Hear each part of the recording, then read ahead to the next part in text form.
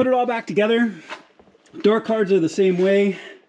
When you put your door cards back on, remember that you just kind of hold them up.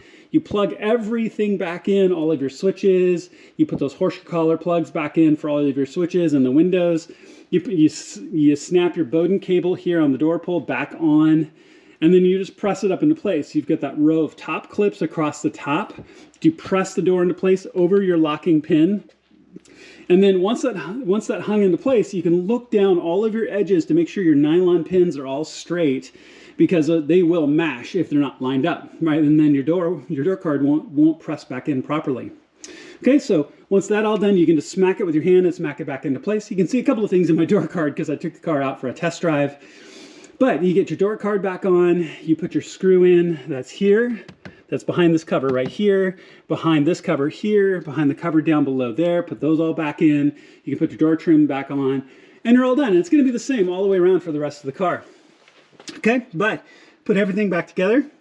If you took the back apart, go ahead and put it back together as far as in the spare tire area like I did. Obviously, I've already reconnected my battery and done all of that. But as you can tell, it's just a reverse order of putting it back together and how you took it apart. Once that's all done, make sure to take it out for a test drive, make sure everything works properly like I've already done, and you should be good to go. All right, y'all, so all done, car's put back together, and I went out and took it for a test drive.